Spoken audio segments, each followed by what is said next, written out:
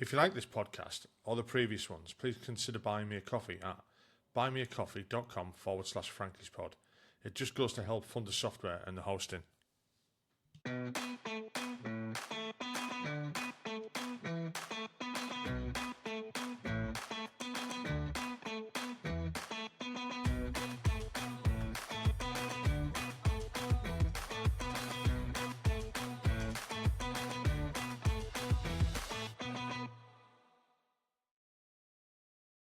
Hi, welcome back to the podcast. Tonight I'm talking to Andy Williams. Andy served with the Paras, but most recently he's become an author, and I've actually got his book on Audible. I'm too lazy to read it, so I listened to it while I was in the car, and I thoroughly enjoyed it. It was that good, I actually left a review, which I've never done before in my life. I'll say, well, I left a review. I'll put it into ChatGPT, and they give me a review because my English is crap. You know, I couldn't write a book. No. Right. How are you doing, Andy? You all right? Yeah, very good, Frankie. Thanks for having me on. It's a privilege to talk to you, and thanks for the review as well. Yeah, no, I had to leave some because, as we'll mention later, and I will recommend this book to anybody. The way you talked about PTSD in that book kind of opened my eyes because it was so raw and real, and I'd never heard it explained like that before by someone. You know, and I know lots of people who've suffered from it. I wouldn't say I have because I've never been diagnosed with it, but we've all had moments. And the way you described that actually touched a few fucking raw nerves. You know what I mean? But it was eloquent and it was precise and it was damn good. Anyway, no, right. I appreciate that. Before I blow any more smoke up your ass, yeah, we'll carry on with the podcast. So it's the same 5 questions that I ask everybody. So it's: where did you grow up? Why did you join the military? What was it like? Why did you leave? And what have you done since? So if you just want to give us a start off by where did you grow up and why did you join the military? Yeah, so I grew up in North Wales mostly, a little seaside town called Prestatyn on the North Wales coast, and it's a beautiful part of the country, but there's not a great deal going on there really. I spent a few years, you'll obviously know from the book, I've had a few years of my childhood in Saudi Arabia. So I've never actually lived with my dad. He's always worked abroad. Yeah. And he spent 25 years in Saudi. Before that, he was in Malaysia, and he's an engineer by trade.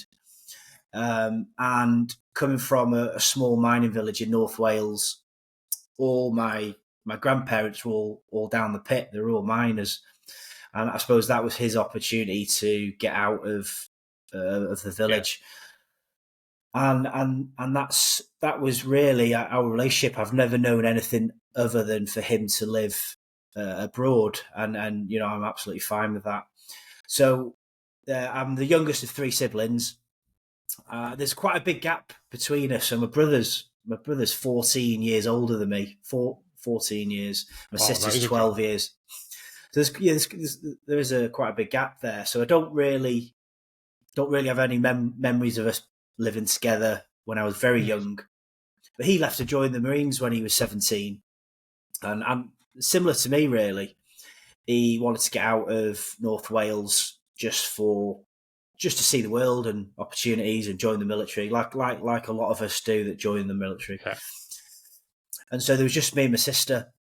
She's 12 years older than me, and I don't really have many memories when I was very young of my mother. But she did come back onto the scene throughout my upbringing. But she was basically a violent alcoholic. Absolutely alcohol dependent, and the stories that my brother and sister have told me about her growing up, they're not very nice, and I had the opportunity to see that firsthand growing up. So when I was about 3 years old, the alcohol dependency got the better of my mother, and she decided that she wanted to start a life away from us. So the only way of putting it, she basically just walked out of the door one day and didn't come back, and left my sister, who was 14, 15 at the time, and I was about 3, and just left us. And so my sister and I went to live in Saudi Arabia for a few years. And I know there were conversations of my dad coming back, or of us going to an international school in Saudi. But anyone that knows my sister will tell you that she is fiercely independent and very strong-willed, and an amazing woman who saved my life on more than one occasion, which we'll come on to. So we decided, and it was the mid to late 80s at this point, we decided that we would pack up and we would go and live in Saudi. And I have a few memories. So I would have been 4 or 5 at that time. Went over at 3, stayed a couple of years. So I do have memories of living there. And when you're that age, it's just one big adventure. Yeah, it's just, you don't like live it, do you? You know what I mean? It's just being lived for you. It's around you, and it is like, as a kid, you're just in awe of everything, and it is like an adventure. Yeah. Yeah, and I don't really remember missing my mother. And I just remember Saudi being really hot, obviously. And there was a pool on the compound, so I was in my element. And it was such a different world from North Wales. So I loved it. And we've got some old family videos of me just running around the swimming pool all day. We lived on a western compound in the middle of the desert, and then my dad, who worked an ethylene plant in the middle of the desert, he'd go to work every day, and we were just on an extended holiday, I suppose. Yeah. My sister left school at 15, and then I suppose she got to that age where she was growing up herself, and especially for a Western woman in Saudi in the late 80s, it's a very restrictive country. You're expected to wear an abaya as a minimum, or a headscarf whenever you go out in public. She didn't have any friends there, so I completely understand her reasoning for wanting to come back to North Wales, back to the UK, to be with her friends. And I ended up going with her. So it's when I think back, when I reflect back on that time now, was it the right thing to do? I don't know. I don't have any regrets. Me and my sister have an unbelievable bond. But she was 15 when we left, and we both moved into it was an old council flat in North Wales, and the flat had my dad had bought the flat off his mother. And so we moved there, and my dad would send my sister some money every month, and she became my full-time surrogate mother at the age of 15. I mean, I've got an 18-year-old now, and I still look at him as my little boy. It's crazy, but this was a different time. This was the late 80s, and we got away with it. It is. It's crazy. I mean, when I heard about it, I was like, "Fuck me!" I was like, my kids are all grown up, but we brought 2 of our grandkids up as well, me and the ex, and I mean, my grandkids, the eldest is 18, and I couldn't imagine any of them. I mean, my daughter had her first kid at 17, but she lived at home then, but I couldn't imagine, like, go on, off you go, live on your own. Bring that, bring your brother up at the age of 15. I mean, did she go back to school or anything? Or? No, and we didn't have any other family because my mum's actually a Cockney originally, and she ended up in North Wales because she worked for Marks and Spencers. But we didn't have any other family. We didn't have we had extended cousins and aunties, but we didn't really have a close relationship with them. So it was literally just me and my sister, and then my dad was living in Saudi. And I think that knowing how stubborn and independent my sister is, she would have been a huge driving factor of that. Yeah. And rightly or wrongly, we ended up just my sister and I living together in the flat. And when I was very young, I didn't really know any different. I don't ever remember missing my mother, but I did always have an overwhelming feeling of I couldn't understand why everybody at school had a mum and a dad, and I didn't have either. I just couldn't understand it in my mind why I felt like I wasn't wanted, felt like I was in the way, and it does play in your mind as a young kid, because as we know, your first 5 years of your life are huge in shaping the person that you become, your emotional resilience, your ability to form relationships with people and interact. And I have later learned that I do feel that's probably part of the reason why I ended up getting a complex post-traumatic stress diagnosis. I do think some of that come from childhood, but it wasn't a sad childhood by any means.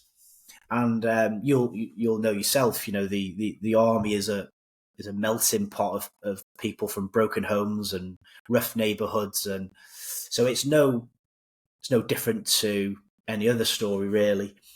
But I remember being very young and we didn't have much, and so I grew up in Prestatyn in North Wales, and like I said, because there wasn't very much going on there, I always knew that I wanted to escape North Wales and see the world. But I didn't really have any role models as a young kid. I looked up to my brother, but he was away in the Marines, so I didn't really see him. So it was just me and my sister. So I ended up boxing at a young age. There was a coach in a boxing gym that took me under his wing, and I suppose I looked up to him as a bit of a role model to an extent. And I was still going back to Saudi. My education probably wasn't taken as seriously as it should have, and I would miss the last few weeks of school, and I would spend 2 months every year in Saudi with my dad. And I would just fly over there on my own. He still had to work. He had quite a high pressure job as a project manager of this ethylene plant. But I just sort of knocked about in the compound in the day, and then we'd spend the evenings together. And it was a fascinating place. And I do think that I've always got this urge to travel and see the world, and I've always had a fascination with the Middle East. And I think a lot of that probably stems from my early childhood, just because it was so different from North Wales. There were still public executions in the cities at that point. Not that we witnessed any, but you'd see the crowds of people. I can imagine your dad saying, "Come on, we're just nipping out. I'll show you something." Yeah. I remember saying to my dad, asking about it, and he sort of played it down, and obviously wouldn't let me anywhere near anything like that. But it was just very unusual to see. It was it was like medieval times. Yeah. But it was an amazing place. My dad worked with another engineer, and I remember I talk about it in the book, and he lived on the compound, and he was an ex-soldier, but he was in the territorial army. And I remember saying to him that I didn't like the name Andy at one point. I must have been about 8 or 9. And he handed me a copy of Bravo 20 by Andy McNabb. That was probably the first military book I ever started to read. And I remember on one occasion, it was a vast desert where we lived. And my father and I, in the evenings, he was always into golf, and he would take me into the desert, and we'd hit golf balls. and we would demarcate the distance with tyres into the desert. And my dad's friend one day took me out into the desert, and he had a pistol. He had a live pistol, and he gave me the opportunity to fire the pistol at about 9 years old into the desert, and it was an amazing experience. And so and I didn't really engage at school. I bunked off school a lot, and my sister, once my sister married for the first time, she was in quite a violent marriage from an early age. She married very young, and it was only a few years, but it wasn't a good time. I was always in the way, and I just have a feeling of an overwhelming fear when they would argue, and it took its toll on me, to be honest, Frankie. Like I developed tics at a young age, and so unusual. I couldn't quite put my finger on why, and I think it was just a coping mechanism, really. Yeah. I like to say, don't get me wrong, my sister's double hard, and she wouldn't be a pushover to anybody, but it was explosive, and they had a daughter together, and we ended up moving out when my niece was 2 years old. I think it was on her second birthday that we moved out, and we had nowhere else to go, so we ended up moving back into the flat. And it was only a small flat, so my niece and I would share a single bed, and then my sister slept on the floor in the lounge. And that was us, really, until the age of probably about 14, I think, when my sister met somebody else, and she would spend more and more time with this person, and he was a great guy. And they were starting their lives together, and she was more mature at this point. But it gave me the opportunity at a young age to live on my own. From about 14, 15, she'd slowly spend more and more time with this person, and she'd come to the flat and put food in the cupboards, and I see her in passing, but I spent a lot of time off school training to join the army, and I just didn't go to school. But I was very thankful of that, because it gave me an independence at a young age that not many people have, and it taught me how to look after myself, really, in a sense of I could cook a meal, I could iron my clothes, polish my boots, tidy a house from a young age, and looking back, it set me up for joining the military at a young age, because I was so independent. And I remember helping some of the lads who in their early 20s, which I know is still very young, but I joined at 16, and I was showing them how to iron their kit and fold their clothes away and all that good stuff. I mean, I know you grew through that, right? Sorry to interrupt there. Yeah. I mean, I know you grew through that, and for you it was normal, even though it wasn't. It really wasn't normal. And I'm not saying it's a bad thing, but if you did the other end of it now, and it happened to like the modern society now, or even then, it would almost be classed as abuse, wouldn't it? I mean, You'd be. If the social services had found out about it at the time, you'd have ended up in care. So, I mean, your sister did well to keep hold of you. You know what I mean? I can't understand how that would have. I can't feel or understand how that would have felt. But if you didn't know any different, it was just a normal life for you, really. But to me, it's like it's alien. You know what I mean? Yeah. Like I said, my overwhelming feeling when I think back is just that feeling of I couldn't understand why I didn't have a family like everybody else, but it's no different to any other foster child or but my sister did a good job. Probably definitely struggled because she was still figuring this all out herself. And we weren't, there was no affection whatsoever.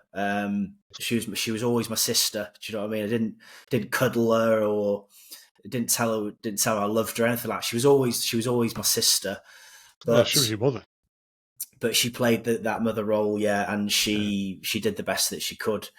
And I'm forever grateful that she sacrificed, well, from 15, so she sacrificed her whole life really to put a roof over my head and look after me, and I'll always be thankful for that. So I think the army was my only way out of. I didn't have any formal qualifications when I left school. I didn't really engage other than boxing. I used to box a lot, and I played rugby, coming from North Wales. And initially, I was going to join the Marines, and then following the same footsteps as my brother. But then I got to an age, as you do, where I was old enough to join the Army Cadets, and I was learning about the military, and I would obsess over military books and magazines, and I was always a reader. And I got to an age where I just thought, I don't want to follow in the same footsteps as my brother. I didn't want everyone to think, oh, well, he's just copied his brother. So I remember deciding, I want to be in the paras. It was something different. The maroon beret, the parachute, and it all appealed to me. And I was absolutely set on that's what I was going to do. And there was no other. There's no option of failing for me. I was just so obsessed. I mean, I would carve. These are on my. I only attended a couple GCSE exams, but I would carve the cap badge onto the back of the formal exam paper. I mean, it was ridiculous. I would journal, and I would obsess over these magazines. And you might remember them yourself, but in the early 90s, there was a magazine called Combat and Survival, and they would release one every few weeks. And my brother actually gave me them all. And in each one, there would be a different facet of soldiering. There would be stories of soldiers in the Malayan jungle, in the Falklands, and you'd read this and you'd think, I want a bit of that. I want to get out of North Wales and sort of see the world. And so, at 16 and 9 months to the day, I joined the parachute regiment. And then they did the Army Careers Office. They tried to steer me in the direction of the Army Foundation College in Harrogate. And they said, with being young, so they said, well, look, you can go in at 15, but you'll do a year, and then you'll join phase 2 of your training. And I completely get it, but for me, I just I would rather wait a few months and then just go straight up to Catterick and do all of my training there. And so it was in the summer of 2002, August 2002, I joined the parachute regiment. Well, I went to Para Depot, and I was in as a little kid. Yeah, and it was, I suppose, everything that had happened up to that point. It probably prepared. It put me in a good sort of state for joining, because, like I said, I was independent, didn't have any connections at home, didn't have anyone to really miss or anything like that, and I just threw myself into it. And it's only when I think back now, I think, Jesus Christ, like 16 is young. And even lads, see lads now, 18, 19, I mean, like I say, my lad's 18, could never, he's an unbelievable lad, and he excels in what he does, but he just is too young to be a soldier. But, this is just history, isn't it, on repeat? This has happened forever. Yeah. I did junior leaders, and I joined again like at 16. But I did, the year of junior leaders, and I mean, just as a side thing, I was watching a podcast the other night where somebody was advocating that we bring junior leaders back for each of the regiments, not get rid of Harrogate, get rid of put recruiting officers back on the streets, not the streets, put the recruiting officers back in the high street, and man them again with soldiers, and bring back junior leaders, and get the lads who are stuck in the dead end towns and stuff like that, put them back in there, get them in junior leaders, get them through that, and then into the army that way. And I kind of get it, I really, really do, and I think that it's not going to happen because budget constraints and stuff like that. But I really get that, and I think it would be a good idea to go back down that route again instead of having a foundation college that each regiment again has its own junior leaders, because it does breed, like the future leaders of the British Army and stuff like that. Sorry, I get that bit in there. You know what I mean? With that. Yeah. Did you feel young at 16 joining? I'm 56 and I still feel like I'm 12 years old. Yeah.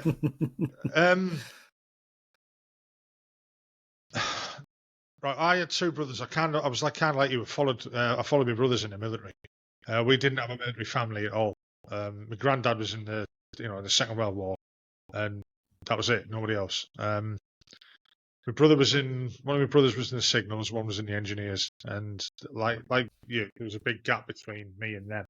I'm 6 years is the gap between me and my brother, and he'd been in the army for years by the time I decided to join. And I'd joined before I left school. I had my oath of allegiance, anything like that. I sat my last exam and thought, what the fuck am I doing here? Because in 3 days' time, I'm going to be in Bramcote in Nuneaton. It's just like, what's the point? Did I feel young? Yeah, I felt like a little kid. I really did. I didn't, like yourself, you'd have probably seen it. You get all these young lads recruits and stuff like that in the training. And not so young either. I mean, I've seen it with older guys.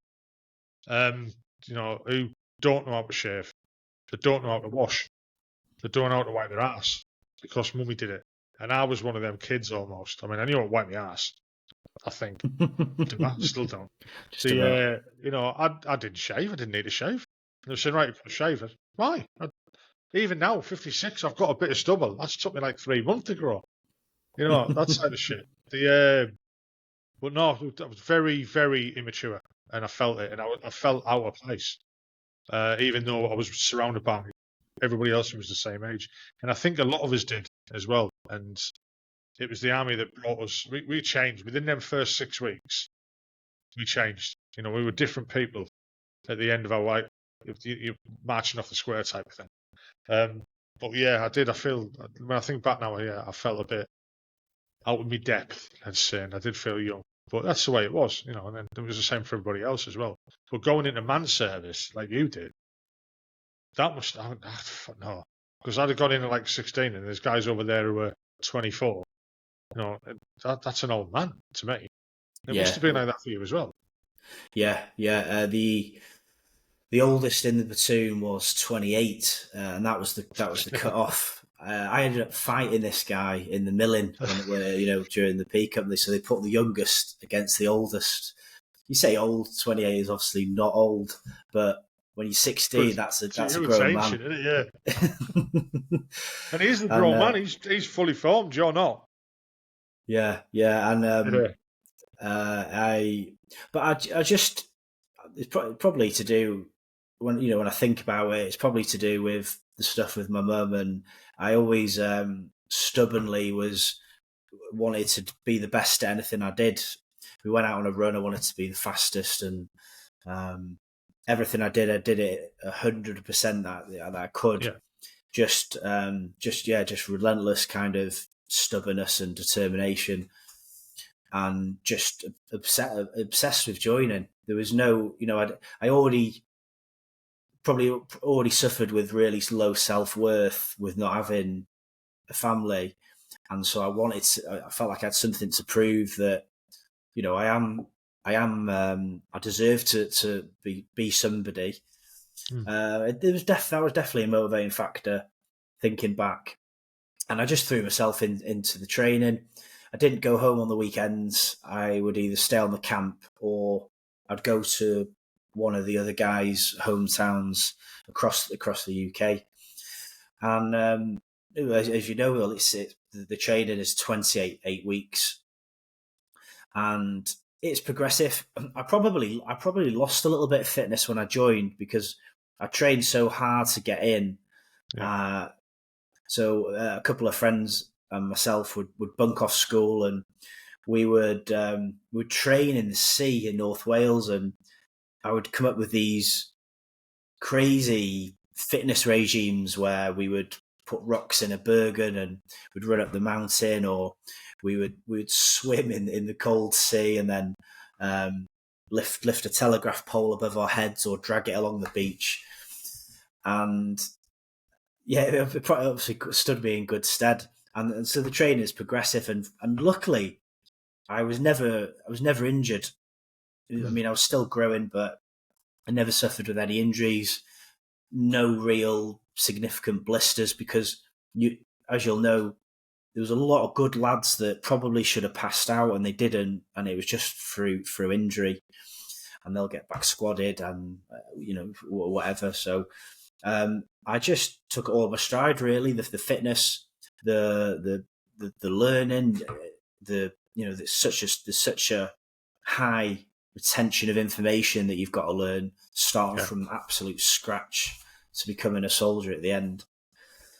And with it being in 2002, the planes had gone into the Twin Towers the year before, but I definitely at 16 didn't realise the significance of what was to come.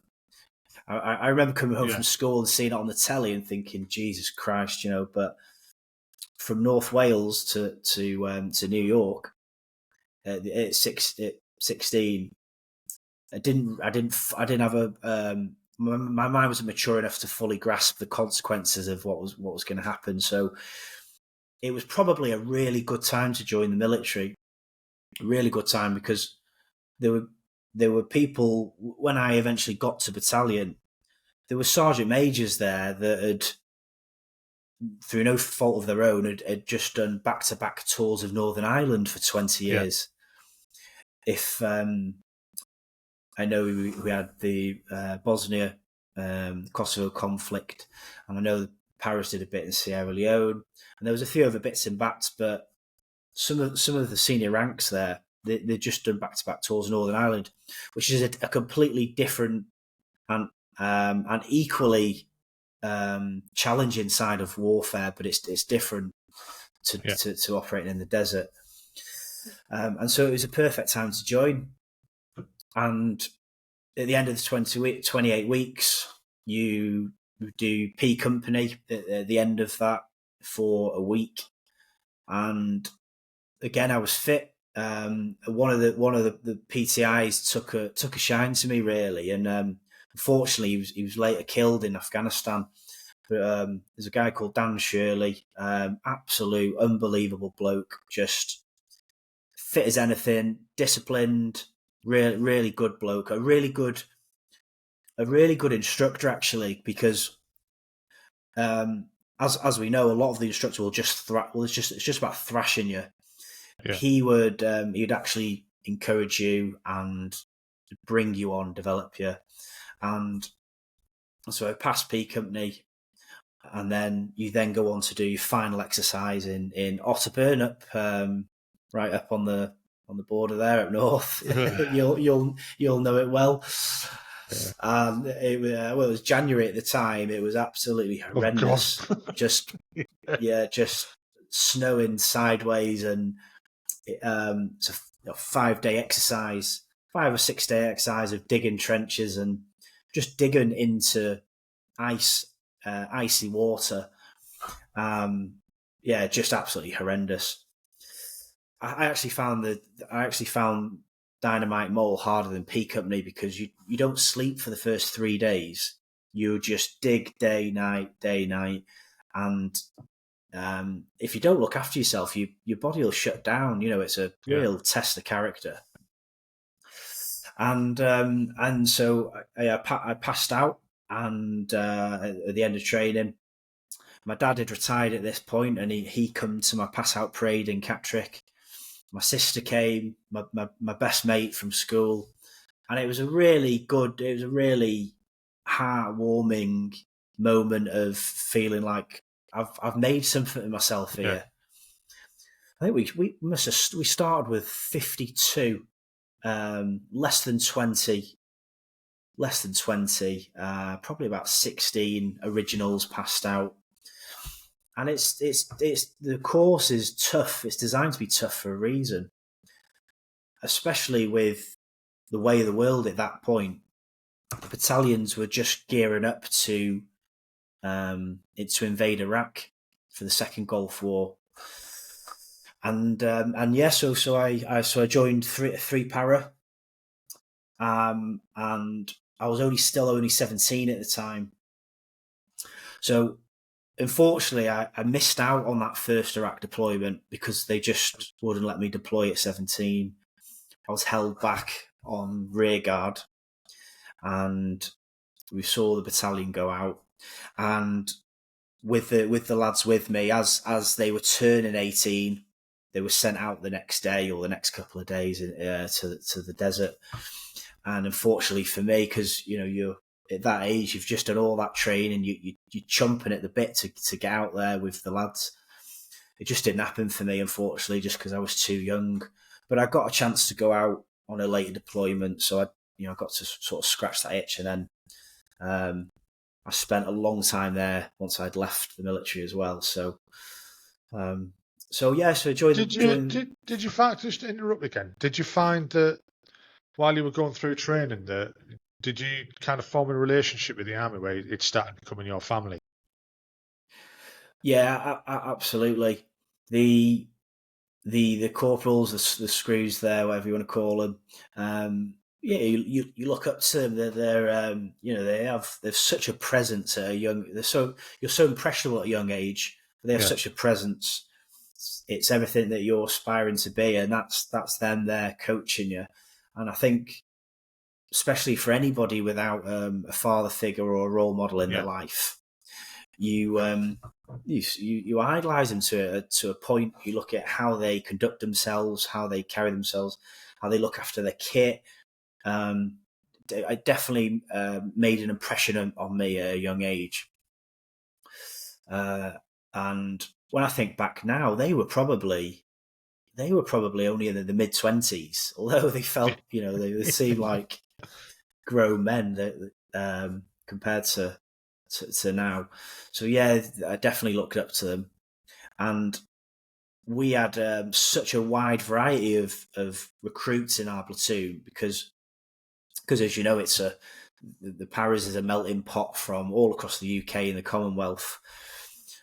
So we had four lads from New Zealand, we had an Aussie, we had a Norwegian, with Fiji, South Africans, and then every corner of the UK. So that's good because I didn't know anybody outside of North Wales. You just no one leaves the village as nice as it is there. It's all them other accents and that. I experienced the same thing when I got a junior leaders. I'm like, I can't understand what he's saying. What's he on about? He's from Devon. Yeah, don't know what he's saying. And they were the same with us, like from the northeast. Like it was a bit weird. Yeah, it was a bit crazy. Well, one of my best mates he was from South Shields, and I couldn't understand a word he said when I first met him. We had a lad from Glasgow, say I'd never met a jock before. So yeah, it was good, and like you said earlier, Frankie, you grow up a lot, don't you? In a short space of time, you grow up very quickly, and you think you know it all, even though you don't. So my first, I spent a year boxing in the army. It wasn't something that I thought I was going to do, but it just so happened that when I got to the battalion and the battalion come back from Iraq, we had the inter-company boxing competition in the battalion, and being a young fit lad, I just got voluntold that that I was going to do it. Yeah. And did all right, and then went on to box for the battalion, which was great. But I wanted to do a bit of soldiering. You've just gone through all that training. You're your parachute jumps course. You want to do a bit of soldiering with the platoon. So my first operational deployment was to Northern Ireland towards the end of Op Banner. As we know, it was coming to a close at that point.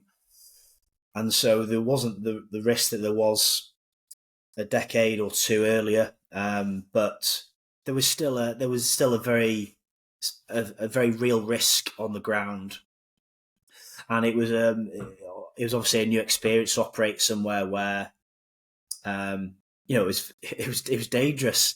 There was no-go areas. There was a curfew, and we got involved in some decent scraps over there with the demonstrators. And it was a different side of combat that I didn't experience anywhere else after that point, because you're operating in an environment that is no different to the streets where you grew up. Yeah. The people look the same. They speak English. The buildings are the same. They're very relatable, and yet there is this deep seated complex play of operations that have been going on for decades, and the risk. But it was also different in a sense of the riots, because it's up close and personal, in your face, just complete unadulterated violence. You very easily get snatched and seriously hurt. So it was relatively uneventful, other than a couple of decent demonstrations that we're involved with. On one occasion, we actually got rescued by the PSNI, because there was a very real risk of us getting overrun. Just the area of operations we had was probably too big for company strength, and we were encircled, and the demonstrators were closing in, and they'd got hold of a vehicle. They were rocking the vehicles, and they'd got hold of the radio equipment, and they were snatching bits of kit off the guys, and the PSNI come in with their water cannons, and they kind of got us out the shit there. So, yeah, but it, serious, didn't it? Yeah, oh yeah, absolutely. One of the guys got a mention of dispatches because he was isolated in a snatched vehicle, and all the kit out of the vehicle had been ripped out, and he was the only one left, and it was looking like he'd get snatched by the crowd. And he cocked his weapon and pointed it in the back and told them to get out. He probably would have been justified in using lethal force there, because they'd showed a significant intent of getting somebody, and people were getting really, really hurt. But he got the mention of dispatches for the reason that he didn't pull the trigger, because had he done that, it would have put the peace process back decades. And he was, other than a bit sort of battered and bruised, he was okay. So, but it was good. I don't think I'd have had that restraint, to be honest. Yeah, yeah, oh yeah. Well, it's a time critical decision you've got to make, and then live with the consequences, isn't it? So, but yeah, no, that deployment, it gave me a chance to embed myself with the platoon, get to know the blokes. There is like there is in most units, there's a very real hierarchy in the paras where even more so in the paras, as I've found. The senior private soldiers, they run the platoon, and everything is, you have to ask permission to do everything. You expect to do everything as a junior soldier and to prove yourself. And it's good, and it's there's no ill intent. It's just that's what we've always done, and it's something that works. And it was a good experience, and you save a bit of money, as you know, on deployment. Yeah. So we came back from that, and not very long after that, we ended up back in Iraq on Operation Telic. So at this point, this was 2005. So Yeah, we were down in. then, wasn't it? Yeah, so especially after the fall of Saddam Hussein in the north, it was really kicking off. The likes of Fallujah and Ramallah and Baghdad. But down in Basra, there were sporadic acts of violence. There was a couple of suicide bombers that had gone off. I know one of the British units had got into trouble in where was it now? Alamara. Yeah, Alamara. Yeah. And there was pockets of insurgency and violence, but the threat really was from mines and IEDs. And at that point, really, the IED threat was quite a new thing to me, although it always existed in Northern Ireland. Other than pipe bombs and petrol bombs, it wasn't something I personally experienced, but it was made very clear to us before that deployment that there was a very real risk of IEDs. And especially up north, they were averaging one every other day, I think, sometimes multiple times a day. But it was good to get into the desert, completely different environment to operate in. And at that time, I had joined a machine guns platoon as part of support company. So we just operated on Wimics with a 50 cal and a Gympie. And we would just spend days in the desert patrolling the border, carrying out atmospheric type patrols, and we didn't engage the enemy. There was a couple of occasions where bursts of fire we received bursts of fire from over the border, but they weren't aimed shots, and we were strictly told that we wouldn't engage them unless it was necessary. But it was a really good experience just from the sense of living out of the Wimic, patrolling the desert and just sleeping out in the desert at night, and really good, really good soldiering at a young age as well. So I'd only just turned 19 at that point. 19 and a half. So yeah, it was good. Luckily, we didn't lose anybody that tour. There was a few near misses, but we went through that tour relatively unscathed.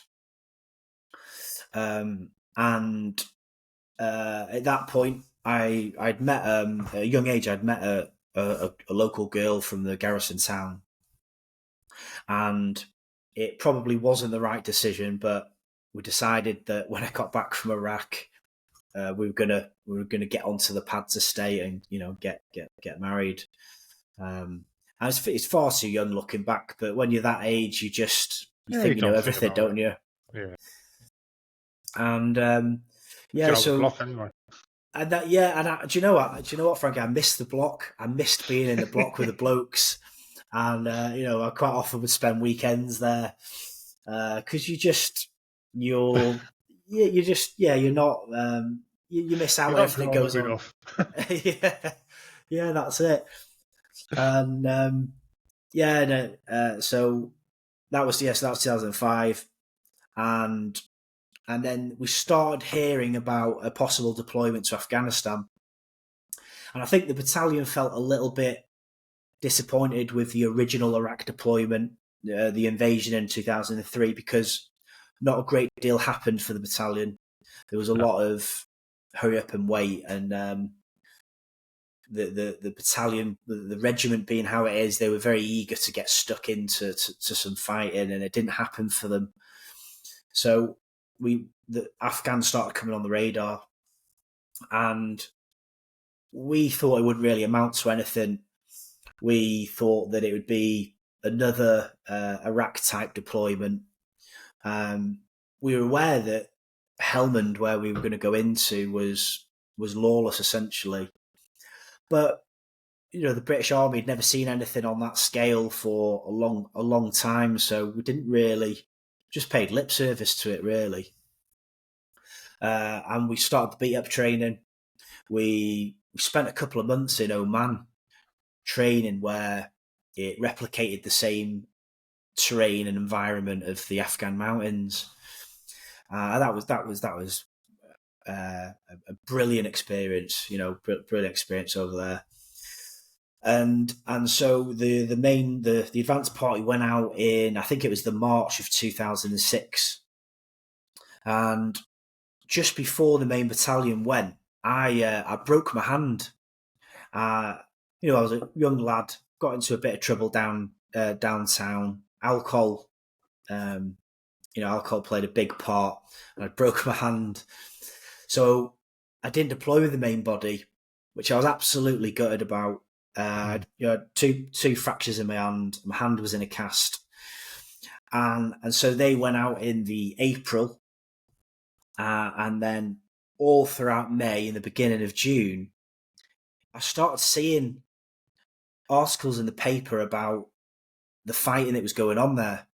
And one of the papers compared it to, they said it's like the UK's Vietnam, and a few people said it was the most intense fighting since the end of the Korean War that the British Army had seen on that scale. And obviously I was absolutely desperate to get out there. So I missed the first month, and I got out in the June, and the cast came off my arm. I had to persuade the medical officer to sign me off, but I was desperate to get out there. But one thing that happened just before I deployed that really sort of hit home, we suffered our first fatality in the battalion, and it was a young private soldier called Private Damien Jackson, and he was shot in an ambush. And he was 18 or 19, might have been 19. He only looked like a young lad. And I was still in Colchester at this time, and I was gearing up to deploy. And I was given the task of going to his bed space, packing his kit for his mother to collect. And, that I remember that really hit home to me, just looking at his personal things and putting them in a big UFO box for his mother to collect, and just sorting out all his T-shirts. And so I knew what I was going into, but as we are at that age, with just no sense of fear and desperate to do what I joined the army to do. Flew out in the June, and the battalion was stretched across Helmand province. Really thin on the ground. So when I flew into Camp Bastion, there was not many people there. It was very much like a skeleton crew, if you like. A few people there maintaining the vehicles, and but all the blokes are out on the ground fighting the Taliban. And so I did my mandatory 3 or 4 days. I forget what they call it now, where it's a bit of acclimatization. You zero your weapons. You go through your rules of engagement, all that good stuff. And then I was told that I was going to fly into Sangin District Centre as part of a machine guns platoon, a machine guns attachment to a platoon. So the night before we deployed, I remember sitting with some of the lads that were rotating back into Camp Bastion from the various district outposts, and they were waiting to go on their R&R leave, and they were saying to me how intense the fighting had been, and specifically Sangin was a hotbed. It was a Taliban stronghold because of its strategic location on the Helmand River and the poppy cultivation that went on in that area as well. It was a hotbed of fighting. So we flew out there, six of us as part of Machine Guns Det, and we supported A Company. And it was an old government building that we took over. And when we went there, it was nothing more than a skeletal shell of a derelict building, like a mud building, and the lads had put some sandbags in the windows, and there was some Hesco Bastion going up. But it was there wasn't much there, and our area of responsibility was going to be the rooftop, which would become infamous with Sangin District Centre. And so we had the guns on the rooftop, and we lived in the compound, and our role was to protect the compound from being overrun. But then we would also provide a gun team every time the platoon went into Sangin. We'd provide a gun team to support them. And I remember the first time I went there, and you go into the district centre and you go up the internal staircase, and there was a cardboard. It was from an old ration box, and someone had written it off, and they put "Welcome to Sangin," and then underneath they'd put two-way range, and then there was an arrow pointing up to the rooftop. And I'd already heard stories of the fighting that had gone on before, and the first thing you see when you get to the rooftop, there was a huge 107 wombat hole in the wall, and a week or so earlier, the Taliban had fired this 107mm rocket into the building, and it killed 3 blokes. It killed 2 signallers and an interpreter. And it was a very real sort of representation of what was going to happen. And so I spent 50 days there, and out of the 50 days, we only had a couple of days there where they didn't try and overrun that compound, or we weren't engaged in some way. And it varied from just sporadic bursts of fire at a Sangha position to full-scale multi-directional attacks with a deliberate attempt to get into that compound. And they say be careful what you wish for. I got everything I'd hoped to do as a soldier, and at the time it was brilliant. It was exciting, but it took its toll later on. And so there was just, and I'll give you a couple of examples, but there were so many occasions on that rooftop and when we were there where I should have been killed. There's nothing other than blind, just fate. I don't know how, but it just didn't happen for me. And I just convinced myself that I was going to die there in some way. And then once I'd convinced myself of that, it was kind of a calm that came over me, because it was inevitable. It was just a matter of time.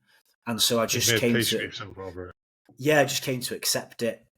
I mean, the British forces lost well over 100 soldiers just in Sangin alone during Op Herrick.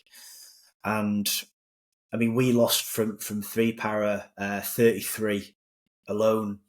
And so, there was just so many occasions where I should have been killed, but I wasn't for whatever reason. One of which, this was a little bit later on, but it was just so random. And after we'd been there for a few weeks, the Taliban had been able to source some 82mm mortar barrels. And so it was perfect for them, because up to that point, it was conventional warfare. It was automatic fire, machine guns, AK-47s, and RPGs mostly.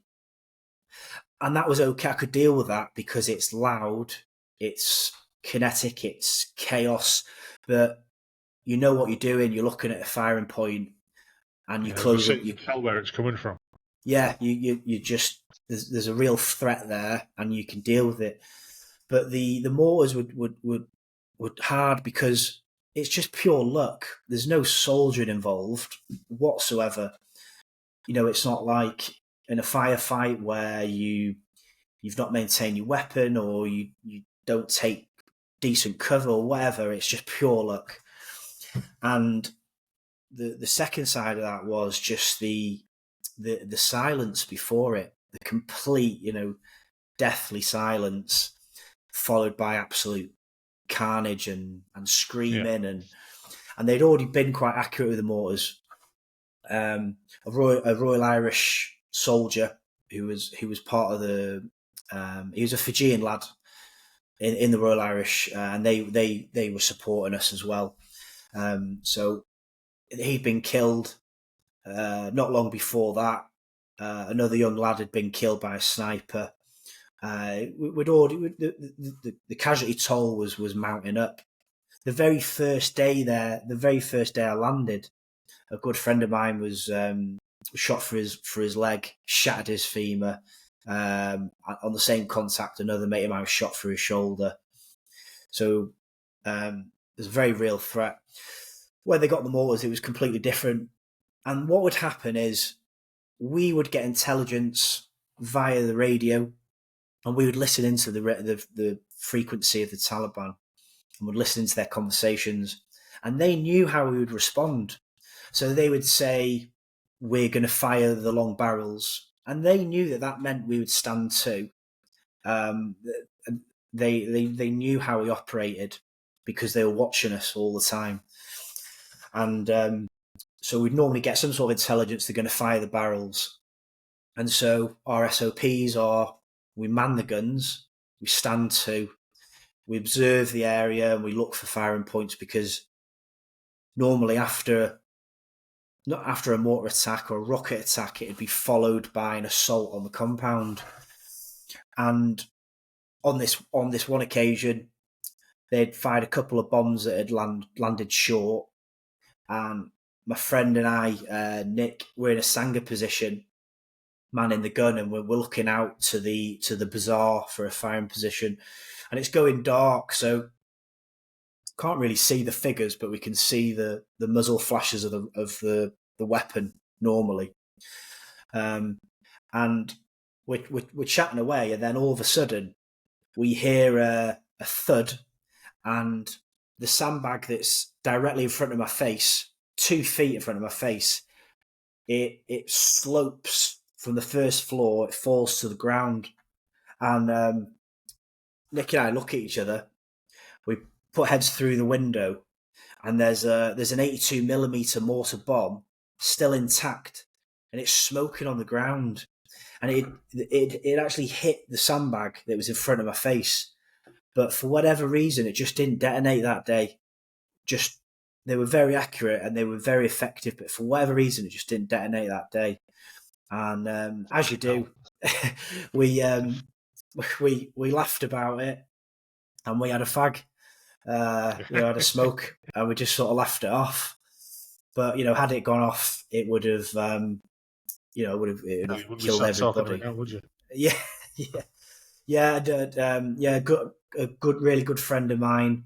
He had his finger shot off in an engagement, and we were firing out of a window next to each other, shoulder to shoulder, and a burst of, it was quite often for a burst of fire to come into the window, and you'd see the tracer rounds ricocheting around the room.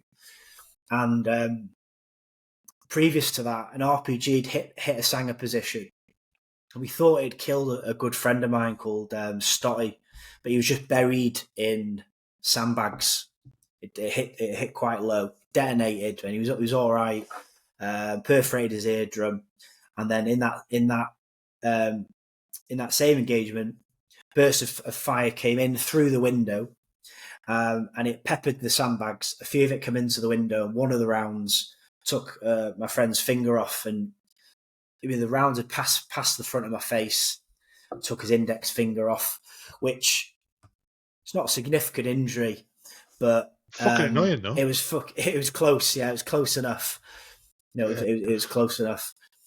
And it was like that every day. And one of the things I learned is when I come back, I couldn't remember a lot of the engagements. And when we came back, we were completely emaciated. We were skinny. I'd never smoked my entire life, but when I got there, I just started chain smoking. Just one after the other, and we weren't really eating. And you see some of the pictures of us. I'm normally about 80 kilo, and I come back, I was probably 65 kilo, well under fighting weight. And the reason for that length of time, it must have just. I suppose you kind of like alluded to earlier. You kind of get used to it, and it's a daily thing. It just becomes a progression, a grind. That it's happening again. You get on with it, and you'll end up in that situation where you will become complacent. Absolutely. Well, there was one operation in particular where we'd been there for about 5 weeks at this point, and we were just existing. We'd had enough. We were fighting with the enemy, but we were exhausted and just really needed a bit of a rest psychologically. Just too much had happened in a short space of time, and one of the companies had flown in, and it was a deliberate op to flush out the Taliban. And the company had flown fresh in from Camp Bastion, so they were fresh, clean shaven, fresh water, all that good stuff. We were absolutely hanging out, just skinny, dirty, big beards, and we were told we would provide a gun team to go into the centre of Sangin and flush them out. And one of my best mates, Stu, and I, we went and we sort of backfilled the company. And what's unique to Sangin, where the district centre is, there is a buffer zone between where the bazaar is and the buildings and where the compound where we stayed was.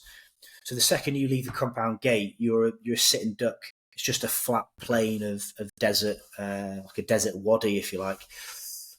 And it was an early morning start. We left just before sunrise, and almost immediately after leaving the compound gates, we come into contact. And that continued for the rest of the day. For the next 7 to 8 hours, it was we were in contact in some way with the enemy, and we made our way into Sangin under contact, and we got into the maze of mud compound walls. And as you'll know, they're dried mud walls and they're high walls, and it's a maze of alleyways and buildings, and all the civ pop disperse because they know before anybody, before an ambush happens. And so we're making our way through the Sangin town, and there's just a complete eerie silence, no one to be seen, but it's a maze of alleyways and buildings. And we're engaged with the enemy, and it gets progressively more intense, and we can see them. There's occasions where you'll see them run across an opening and then disappear into the compound. We can't really pin them down. And there's occasions where they'll run out into an alleyway and they'll fire an RPG down the alleyway where we're located and then disappear again. And there's rounds just like ricocheting everywhere. It's so intense and it's so loud.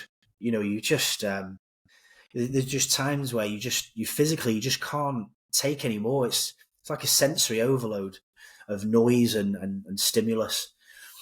And we continue fighting, and we keep pushing them north towards the Helmand River. So the fighting is getting more intense at this point because when they get to the river, there's nowhere for them to go. So they're literally fighting for their lives. And we push them into a compound, and we're told that we will assault the compound and kill any enemy fighters in there. And we make our way through the maze of the compound, all under fire. And then I remember we take a rest in this irrigation ditch, and we're all shattered at this point, absolutely saturated and exhausted, and there was a distinct moment where I remember looking into an irrigation ditch, and I look at one of the Afghan interpreters, and I think that he's dead because he's lying completely motionless, and so he's not moving. He's taking cover in this ditch, and then when I look closer, I can see he's crying, and so I give Stu a nudge, and I say, "Obviously, we've seen him over there," sort of thing, and he physically pissed himself with fear. You know, it was that intense. He was just absolutely petrified. And like I said, we could hear the Taliban in the compound. You could hear their voices, but because the fighting had been so intense, we'd split. The platoon was split, and we're all at different places in the compound. And there's talks of throwing a grenade over the wall, but we can't rule out where everybody is. And we're given the command to fix bayonets. And I always say this, that fortunately I never had to use my bayonet, but it's still something you remember because you obviously go through it in basic training, and then there was that moment where you're like, right, you've given the command. This is it. You know, this is as intense as it gets. You're about to bayonet the enemy, and we're still engaging various firing points, and we're taking cover. And then not long after that, we hear over the radio that someone's been shot, and it's a good friend of mine. He was only he weren't far. He was just down the alleyway on top of a flat mud roof, and he was the platoon sergeant. And he climbed up to the top of the flat roof with one of the junior lads, and we'd been ambushed from a cornfield. So we're trying to catch our breath, and we're trying to find the firing position. And he just puts his head up for a moment, and a single round he hits him, and he's shot through the neck. So Stu and I are told we're going to be the ones to go up there. We took a couple of Afghans with us, and we were going to suppress the enemy, and we were going to Kazivac Paddy off the roof. So we make our way through the maze of alleyways round the corner, climb up to the top of the flat mud roof, and he's lying there completely motionless. And there's rounds coming in, and but there's no blood initially, and we immediately just think, well, he's dead. He's dead. So it's just a body recovery at this point. So we're engaging the enemy, and I'm trying to assess him to see where the point of entry is, the bullet hole, the bullet entry point. I can see it's in the base of his neck, and then we're in a position where there's signs of life, but we need to get him off this flat mud roof because we're under attack, and we do the best we can delicately to get him down under fire and take him back to where the irrigation ditch was. I didn't really get time to assess him properly. We dropped him off, took all his body armour off him, and we were having a look. I left what medical kit I had. I was trying to tell him he was going to be all right, and then we had to go back up and engage the enemy to help with the evacuation. And at this point, there's a quad bike that comes in to evacuate him, to take him back to the compound. So it's one of the medics, and he's driving the quad bike on his own to get to our position under fire. And at one point, the quad bike is hit with an RPG, and it flips the bike, but the RPG doesn't detonate. It's a dud round.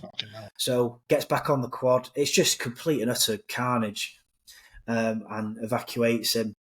And we continue fighting. And one of the moments that I experienced that always stuck with me was my hands were covered in his blood, and they were all underneath my fingernails and saturated on my shirt. And I didn't have a change of clothes with me, so after the op and after we'd got back and after I'd gone back on stag, I still had the dried blood on my hands and on my clothes. and I couldn't get down to the river to try and wash it off until a couple of days later. And it was always, like a reminder of that. And even now, Frankie, if I'm stressed and I gnaw at my fingers and I draw a bit of blood, it almost takes me back straight away. And but Paddy survived. He's paralyzed from the neck down, but he survived. So there's so many occasions like that, and I just, when I come back, I couldn't remember them all. The only reason I had the information for the book was that I kept a contact chart, and it was a diary, and every day, whenever we were in an engagement, I would, to the best of my knowledge and accurately, record down what weapons were used, where did the attack come from, how many were killed, how many were injured. And that really helped me in terms of the book. But a psychologist later told me that sometimes during trauma we will try and forget these things, and it's kind of like a coping mechanism. Like your mind just makes you think of something else. Yeah, like a psychological amnesia almost. Yeah. And it was only when I started writing these experiences down that I was remembering things, and I was asking the lads I was with as well, and they would say, "Oh, do you remember the time when this happened and that happened?" And and that really helped me. But it wasn't until we got back that it all sort of they've all sort of come to the surface, and I just knew it wasn't right. So how soon did that hit you once you got back to the UK then? So after Sangin, I went straight out to Kajaki Dam, which was a fucking hell. It was a different. It wasn't as kinetic as Sangin. Yeah. But we were targeted with rockets and mortars because we were on top of a mountain, really looking down into Kajaki. And so I came back, and I felt like I was okay, and I had this really surreal experience where we flew out of Kabul and we flew to Cyprus for 24 hours decompression, which was an absolute joke because, as you know, we're just given a load of booze, you put on a beach away from any civ pop, and it's just complete anarchy. But at that time, my dad had retired from Saudi and he had an apartment in Cyprus. And it just so happened that where we were was only 40 minutes from where he was living. And after everything we'd been through, I said to one of the sergeant majors, I said, "Look, I know you wouldn't normally allow this, but my dad lives down there. Not seen him for years. And he'd recently just got over a prostate cancer. He'd had his prostate out. And it surprised me when he agreed to stand me down for the night and go and see him. And it was such a surreal experience because where he lived, we occasionally, after my visits to Saudi, we would go for a holiday to Cyprus all the way through my childhood. A week here and there. I'd usually spend 6 or 7 weeks in Saudi, and then my sister would fly out to Cyprus, and we'd have a holiday, the three of us, for a week or so. And so, fast forward all these years, I'm back there walking the same streets where I did as a kid, growing up, and just with these aspirations of being a para.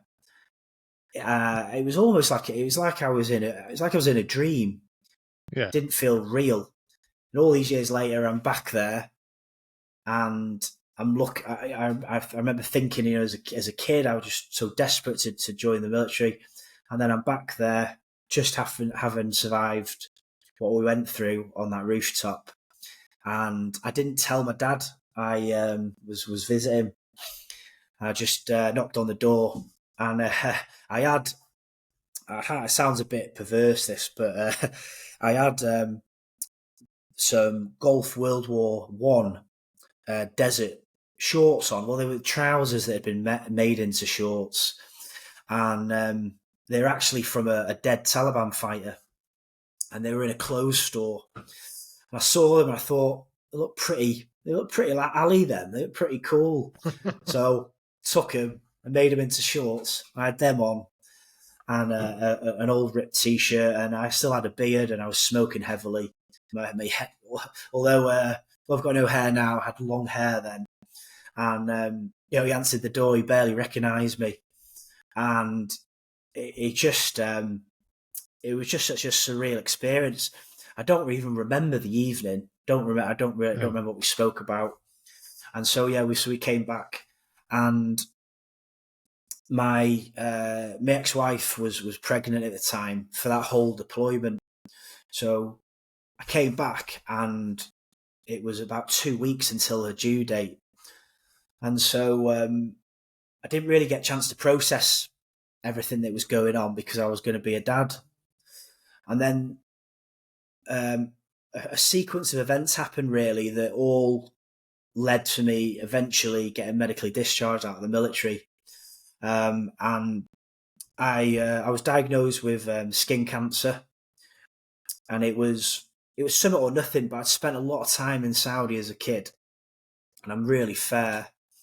And I was told it was a malignant melanoma, and they didn't know how far it spread to my body, but it was life-threatening, and it had to be treated immediately. And then not long after that, I started pissing blood. So I'd convinced myself that the cancer had spread. I was only 21. And again, quite perversely in my mind, I thought this was how I was going to die. It all made sense. I was supposed to die out there, but I didn't. So, what was meant for me is to die of a disease, and I'd convinced myself that was what was happening. And I stopped sleeping, and I was drinking very heavily. And I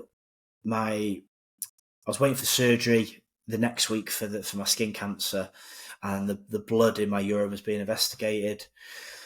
And I just didn't. It's hard to explain it, but I just felt I felt emotionally numb. Like I didn't feel anything. I didn't feel any emotions. I didn't feel anger. I didn't feel sadness. I just felt like a robot. And I could be talking to somebody and just completely away with the fairies sort of thing. And again, the sleep deprivation is catching up with me, and the dependence on alcohol just to quiet the pinball in your mind, And and then eventually, for some reason, I don't know why, I started watching videos of people being executed, and I would order them off.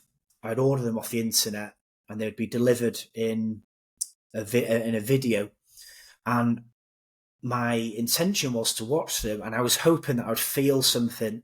I was hoping I would feel disgusted, or I'd feel sad, or it'd make me upset. But I would just watch these really disturbing videos, and it didn't have any impact on me.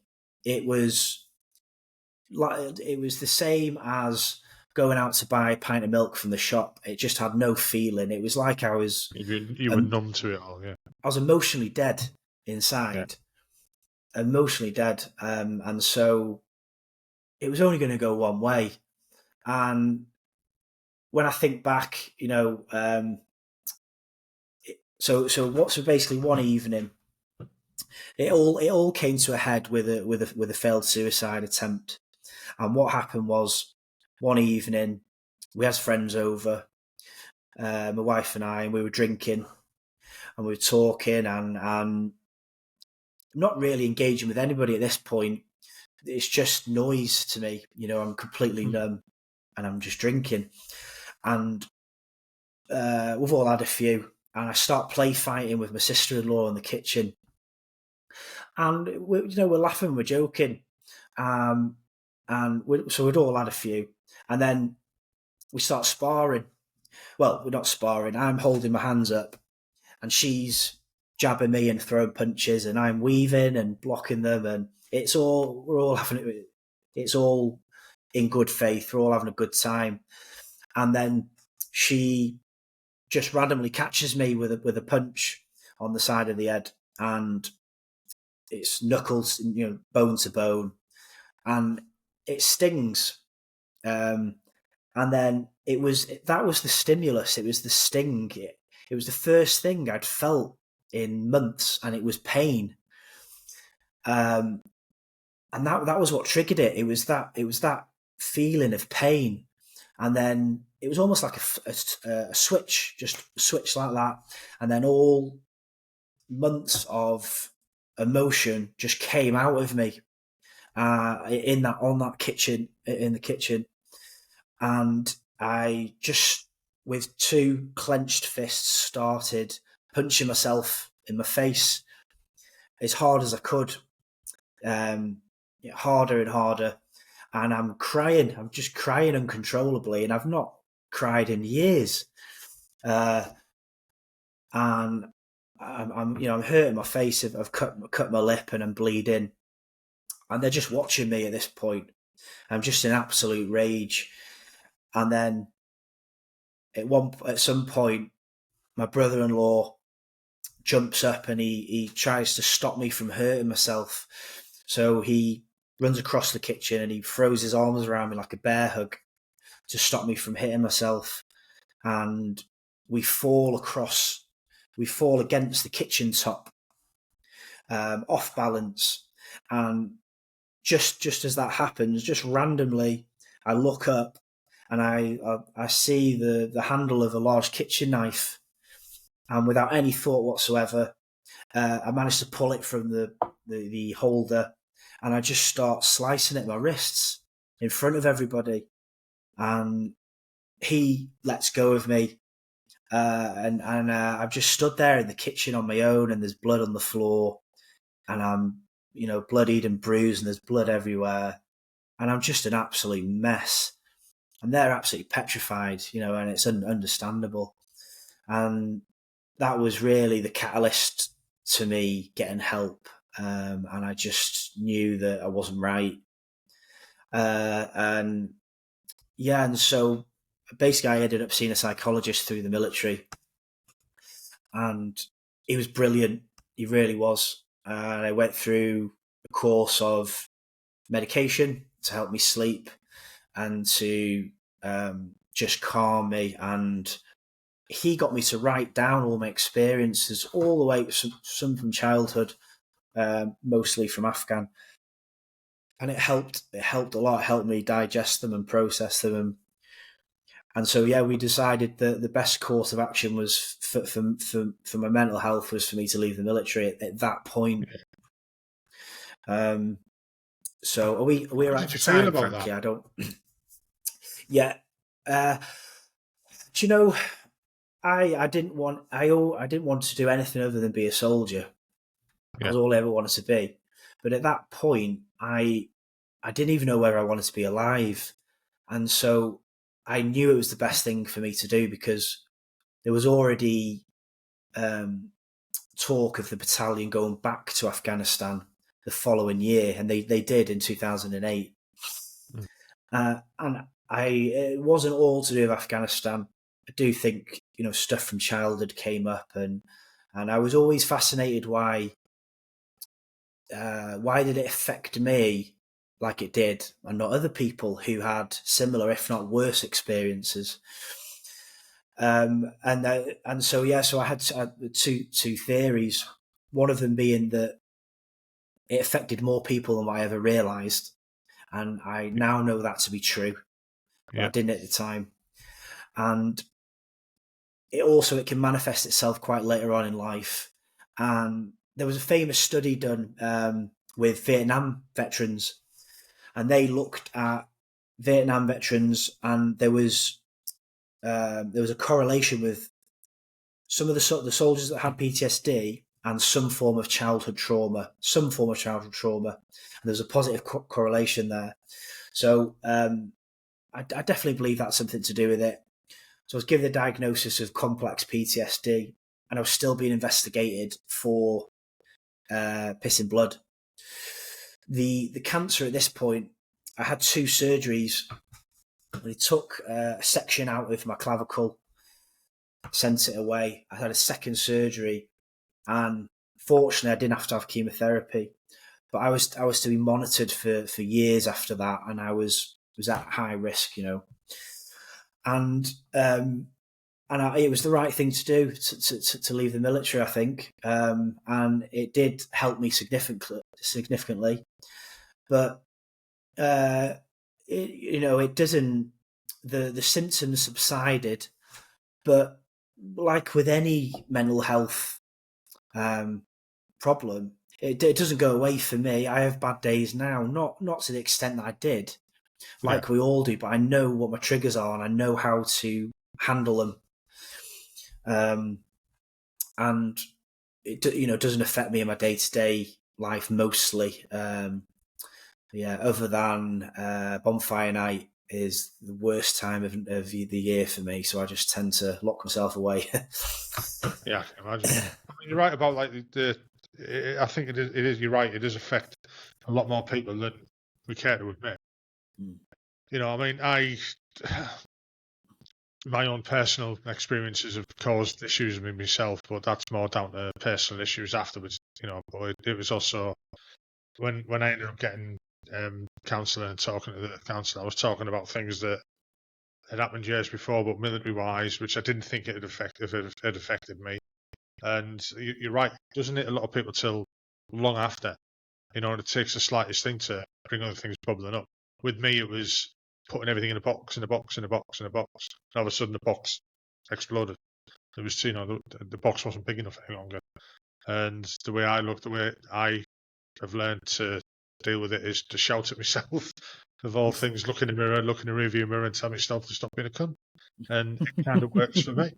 But one of the things that was weird for me was I started developing this, like, I wouldn't call it OCD, but I'd start imagining I'd left the back door open, or I'd left the gas on, and stuff like that. And it got to a point where it was that bad that I'd be driving to work, I'd be back to drive into work, and I'd go, I've left the gas on. And it was such an overwhelming feeling that I had to turn around and go back. And, it's like a 16-mile journey, and I'd be late for work. But I'd walk in the house knowing fine well that the door was locked or the gas was off.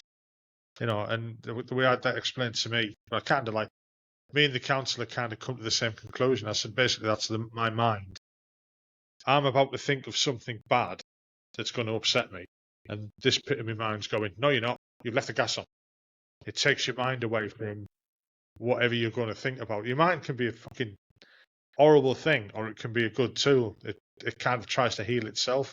So like with you, it was blocking everything out. Like blocking your emotions completely, making you numb.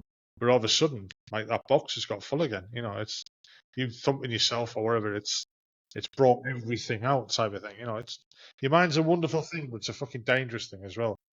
Yeah, absolutely. And and as you said, it's so complex, and it affects everybody differently, and what might work for one person doesn't work for another person. But it's been quite heartwarming, actually, that the amount of lads I've served with that have got in touch with me since I put the book out there, because same as you, I completely disconnected from the military when I left. Washed my hands of it. I just thought it's not good for me. It's not going to be good for me to keep going over those things. And I wasn't sure how it was going to be received, because, it's not in our nature to be open and honest and what could be considered being vulnerable, I suppose. Yeah. But it was very heartwarming, the amount of guys that have got in touch with me, and they've said they've had similar experiences, and some of them are still battling, with their demons. And I certainly don't think there's enough. At that time, there was enough support out there, because you can't take a child at 16, and you can't have all those experiences and then overnight you're a civilian and you lose all of your support network. You completely lose your identity, because your identity is that the regiment, as being in that unit. And if that happens overnight and you don't have support, it's only going to go one way. It's only going to go one way. And I definitely had a drinking problem, and and I think back to how my mother was, and I just I can see how it can happen. And I still have a drink now, but at that time that was my only way to quiet those voices and those. So I couldn't sleep. I didn't want to sleep because of the horrendous nightmares, but I also didn't want to be awake because your mind's just on overdrive. And so wrongly, the only way I could find a happy medium was to be pissed most of the time, and it just gave me that bit of a numbness, And the thing is, your body gets used to it, your mind gets used to it. You need more, you need more, you need more, and then it's like you say, it's not good. I mean, I wouldn't say I drink too much. Now look, you know what I mean? It's I'm all beer belly and no legs, mate. It is, use it as a comfort, and it's very, very, very easy to fall into that trap. And it's quite hard to get out of it. I wouldn't say I'm out of it, but we're better than we were, if you know what I mean. Yeah. For you to, for you to openly admit all this as well, that's therapy for yourself. But as I've found with doing the pod, and again, I'm not trying to blow my own trumpet or anything like that, but other people who listen to them, read your book, they listen to your story, they listen to other guys' stories, read other people's books, and listen to podcasts, or whatever.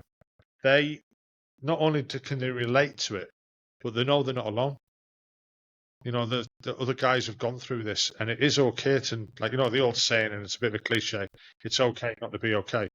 But what we've got to do is get everyone to talk, and people still aren't talking.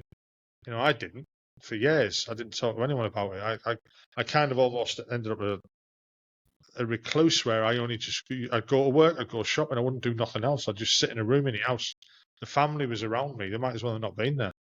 And I can't see whether that was caused by this or that. I mean, I know now why it was, but I didn't know I was like that.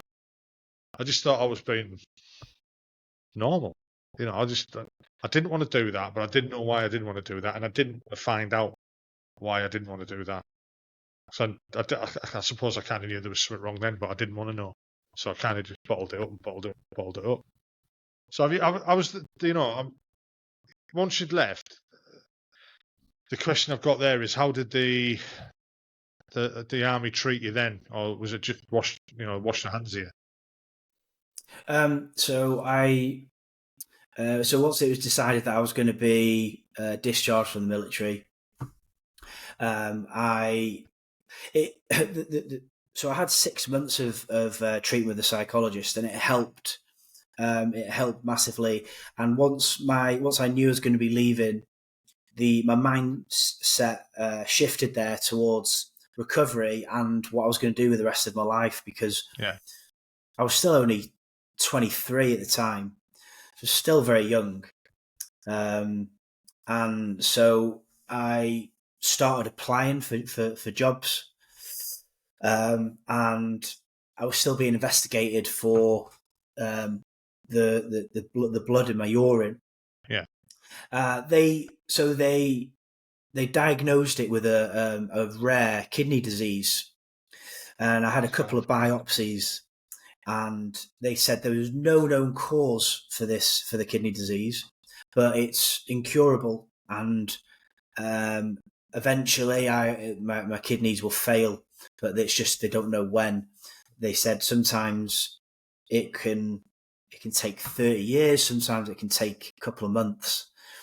And the treatment was just a case of managing the scarring tissue in the kidney and managing the symptoms, which was high blood pressure, mostly, but I felt okay. I didn't feel ill or poorly in any way.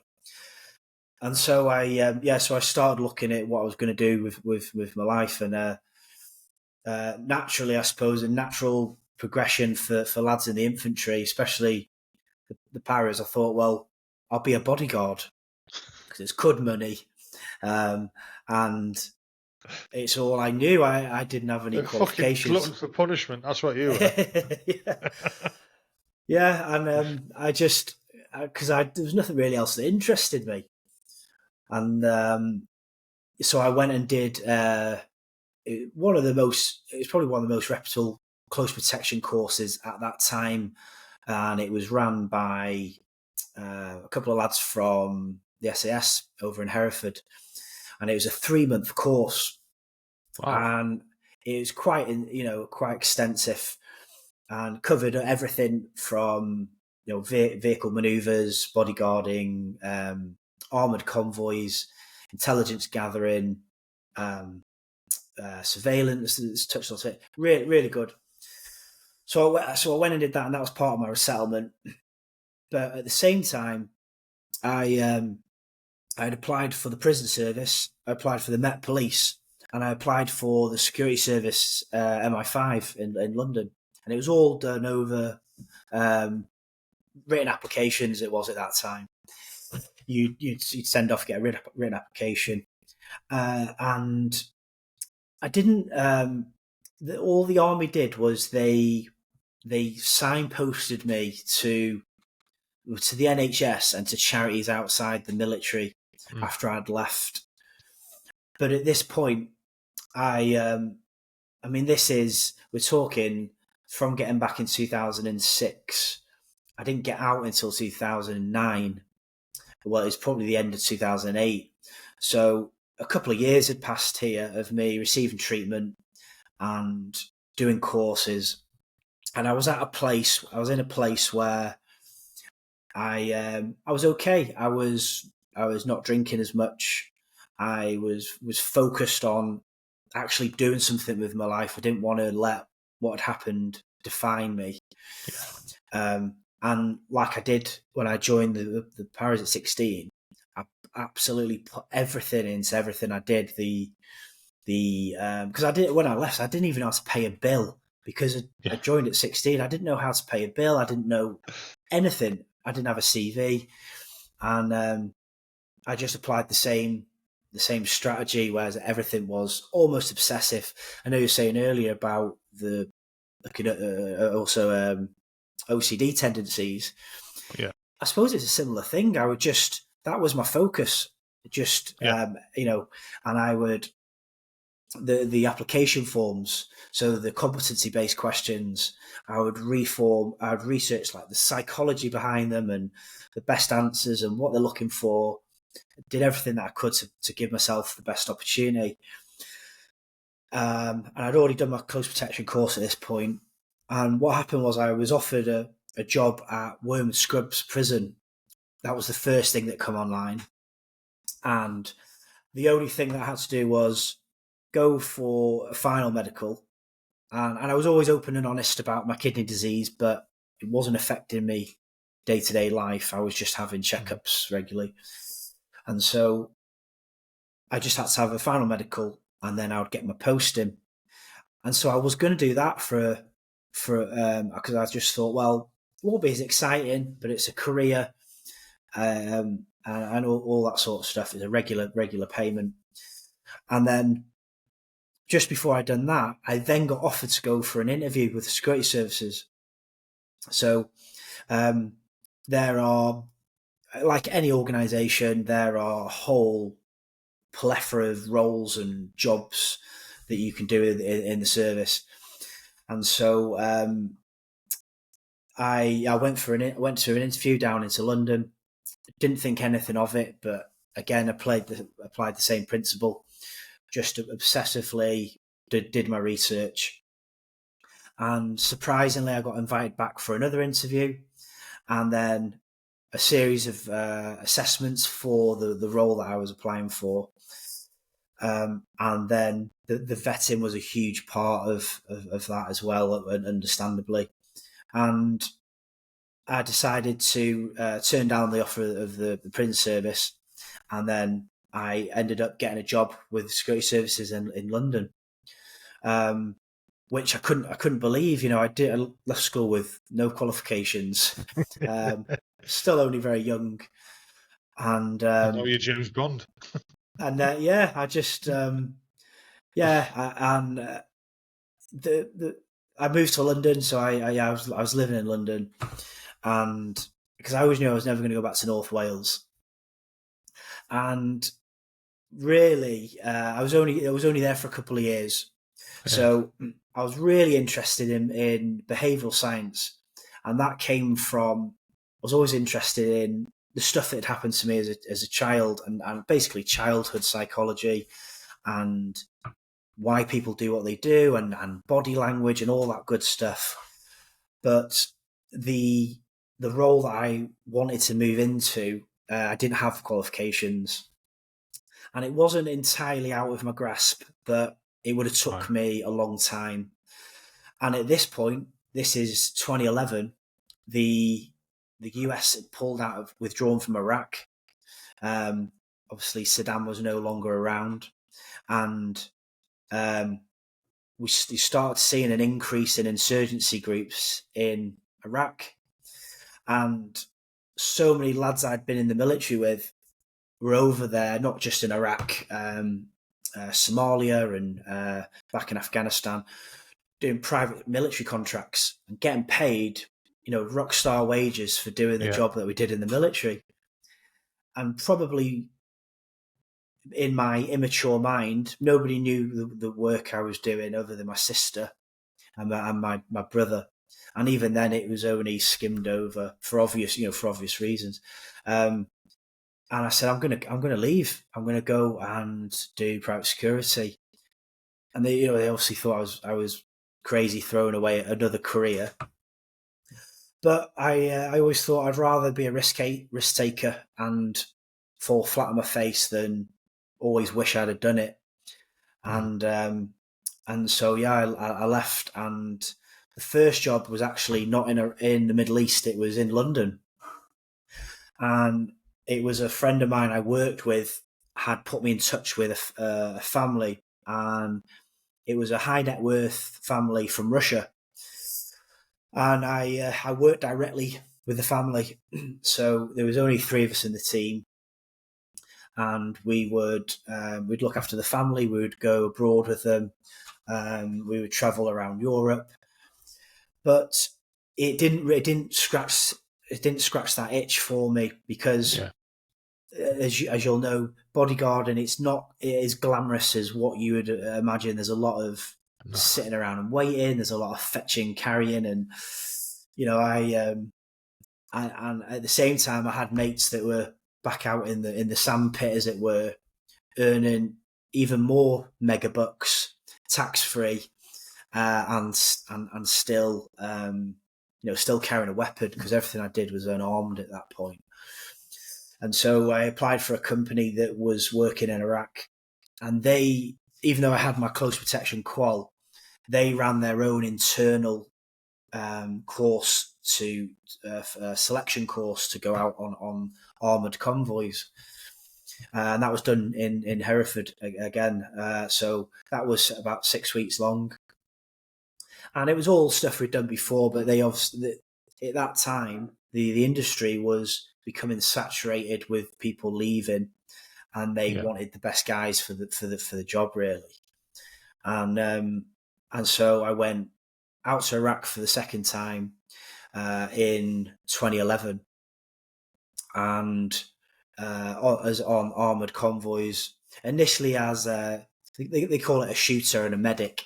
You're predominantly a medic, and we work with Iraqi local nationals, and we were looking after Americans, mostly from the oil and gas industry, and we would escort them where they needed to go. We would provide protection for them, and we would also look after and manage the local nationals, so from training, weapon handling, driver training, and it just involved me working in country for 3 months at a time, and then I'd have a month off. and it was more money than I'd ever experienced, and I liked it. It was very similar to being in the military. There was still a threat out there, but it wasn't, not even in the same ballpark as Afghanistan where I was. And I liked that we were armed and using different weapon systems. So we used Glock pistols and AK-47 rifles. We had armoured Toyota Land Cruisers. And it was great. And you'd save a lot of money. I was single at the time. And so for the first time in my whole life, where I never really had any money, having all this money, and I could travel to different places, and I still had a good. I was divorced at this point. I divorced pretty much as soon as I left the military, but I've always had a really strong relationship with my son, and he understands that I was just in a position where, with no qualifications, and I didn't really know where to turn. It was a natural progression for me to do that and to work away. And so my time off, I would split between seeing him and just enjoying some downtime. And it was brilliant, Frankie. So I did that for nearly 4 years. That's a good old time, isn't it? Yeah, it was really good. I probably could have been more sensible with my money and the travelling, but as you do at a young age, you want to see the world. And fuck it. Yeah, just and yeah. So fast forward to 2014, I met my wife, and up north in Manchester, and at that time I was still rotating through on the contracts, and it was a job I loved, but at that point, those 3 months away, it felt like a prison sentence, because there's nothing to do on the camp. There's a shop, and that is it. You share a room, and you're very much wishing the time away to have your month off, and then it goes very quickly. And after I met my wife, I decided that I didn't want to be away all the time from home. And I took the plunge, and I said, I'm going to try and work the UK circuit again, as it were. And through an old work colleague, I managed to get into consultancy. So we would run courses for anything from government agencies, NGOs, journalists, and we'd call them a heat course, so hostile environment awareness training. And they were all bespoke courses for that client. And we would either run them in the UK or we would run them overseas. So we did a lot of work on the Syrian border and in North Africa predominantly. And it was brilliant. So we were like 2 or 3 week courses. So I'd go away for a few weeks, but then I'd be back, and that was more than manageable. Yeah. And it was a different skill set because you're teaching, and then from there, the client always had the option to use us on the ground as an advisor. So if they were going to an area of conflict, so let's say Juba in South Sudan, we could go as an advisor on the ground and just look after them essentially. And it was a good mix between the teaching side of it, the traveling, and then still getting the chance to get on the ground, get boots on the ground. And so I did that for a few years, and then in between those jobs, when I was in the UK, I started doing more and more surveillance work in the private circuit, and that was building up. And then through a few guys I was doing surveillance work for, a couple of undercover jobs were offered to me, and they were really good. So some of them obviously can't go into what they were. They weren't. How can I put it? I'm not putting myself at risk by saying that I was involved in them, but I couldn't really go into the details of what it involved. But don't want you to. So that was really interesting. As you weren't watching me, I'm not bothered. Yeah. So really interesting. And as the way the industry goes, one job, if you do a good job well, it normally leads to another job, and you have to take the shit jobs with the good jobs. I've done plenty of jobs where you're sitting in a car outside a celebrity's house for 12 hours, but then through networking and through trying to build a positive reputation for yourself, they lead to the better jobs. And I loved it. I absolutely loved it. I was still scratching that itch of travelling and a bit of excitement, but I was living in the UK. And then it all came to a head in 2017 or 2016, end of 2016. So the last deployment I did, one of the last deployments I did was to Mosul in Kurdistan, northern Iraq. And 2 years earlier, ISIS had walked through Mosul pretty much unchallenged by the Iraqi security forces, took over Mosul and western Syria, and they declared it the new Islamic Caliphate. And they'd been there for 2 years, and there's some horrendous, things that went on there for the people that lived there. Fast track to 2016, Iraq, backed by American advisors, they take Mosul back from ISIS, and I was asked to go on the ground with an American news team as an advisor, and we'd be on the ground with the Kurdish Peshmerga fighters and the Iraqi security forces. It was the Iraqi Golden Division, so that's their special forces, and they would clear a village of Mosul leading up to the centre, and we were one bound behind them, and we would go, and they would do a piece to camera, and we would interview the locals, the displaced people. It was a really, really good job. I mean, we were in some of the tunnels that ISIS were in. They were there 6 hours earlier, and then we're there. The bedding's still there. It was really exciting. Really exciting. That's crazy, isn't it? It's crazy. Yeah, and I nearly. There was an occasion there where I nearly lost my life, and it was we were at an outpost with the Peshmerga fighters, and we were talking to some of the fighters, asking about the families and where they were from originally, and the sporadic burst of fire in the distance, and a vehicle in the distance starts driving at the checkpoint, and almost immediately they're all screaming that the vehicle's driving towards us at speed. So we get into cover, and a whole volley of fire goes down to the vehicle, RPGs, automatic fire, and the vehicle detonates.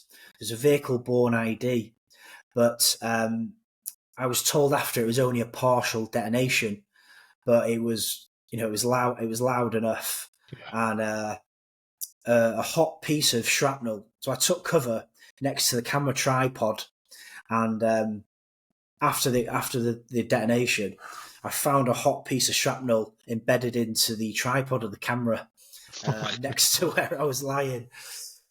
I spent a month or so there. Can you pick my lottery numbers on Saturday? I know I can't. I can't have many chances left. So, no. But and so not long after that, I throughout my 10 years on the circuit, every few months when I was in the UK, I'd go to the hospital. They would run a full blood count. They would assess my urine. They would assess everything like an MOT, and it allowed me to do the job that I love to do. But in 2016, when I got back, not long after I got back from that deployment, that all came to a halt. And almost over the course of a couple of weeks, my kidneys failed, went into complete renal failure. And the day that I was rushed into hospital, I pissed and shit myself. And I later learned that it's something they do in the animal world where the animal purges itself of bodily fluids. And I was dying because my kidneys weren't doing the job they were supposed to. I was poisoning myself with toxins from the inside. And I was in a really, really bad way. So I was rushed into A&E, put into an induced coma, tubes coming out of me everywhere. And one of the main concerns was I had dangerously high levels of potassium in my blood, which can cause sudden cardiac arrest or stroke. So I had a tube put into the main artery in my neck, and I was put on dialysis. So everything had to stop at that point. I would go to the hospital for dialysis every other day, and I would plug myself into the machine for 4 hours at a time. And I was on the donors, the kidney donors register, just waiting for the transplant register. And I was on dialysis for about 5 to 7 months, something like that. And of all the people, my sister stepped up and she wanted to give me a kidney and save my life. And it's just, all them years ago, she sacrificed so much. She had 2 kids of her own at this point, and she said, "No, I want to do it." And it just so happened we were a perfect match. And so for not the first time, she actually saved my life. And I was in hospital for about a week after the transplant, and immediately I felt brand new. As soon as I woke up, I felt different. I didn't realise how groggy I'd felt for years, really, just like having a hangover almost. But I made a promise to myself before I went into surgery for the transplant. I already had all these notes from the book, and I had a son that was he was getting much older, so he would have been, he's 18 now, he'd have been 11 or 12, something like that. And before I went in for surgery, I said to myself, if this is successful and I wake up from this, if it's the last thing I do, I'm going to publish this book with these ideas, whether it's good or not, because it's something I can give to him. And I talk about some of the soldiers I serve with in there that are no longer with us. So I think it's important that their voices are heard. And obviously the operation was a success, and I recovered very quickly, with no issues since, and almost so randomly, or very, very strangely, my operation was on the 6th of June, 2017. So obviously D-Day, the day of the D-Day landings. Yeah. So that was 2017, and then at the end of 2018, I joined the fire service. So as soon as I'd recovered, I got myself fit again. My wife works for the fire service in a admin role, and I didn't know if I was going to go back to doing contracting or consulting. And it was actually her that said, "Why don't you just consider the fire brigade? Because there's so many veterans there. There's a lot of similarities to being in the army, and there's still that element of excitement, and it's the best thing I ever did. It still scratches the itch. It's a fantastic job. I'm at a fairly busy city centre station, and it still challenges me. There's a wide variety of jobs because it's fire and rescue. We deal with all kinds of weird and wonderful incidents, and we also support police and ambulance as well. So it challenges me, and I've got a really good team around me, a watch, and it just reminds me of being back in the paras all them years ago. It's not a platoon, but it's 10 people there that you're really close to. You do everything with each other. You eat together. We socialize outside of work. You experience things that not ordinary people will see on a regularly, and I love it. Absolutely love it, and I'd recommend it. I'd recommend it to anybody. It's a great career. So I mean, it's like again an old cliche. It's one brotherhood to another brotherhood. Yeah, we actually have.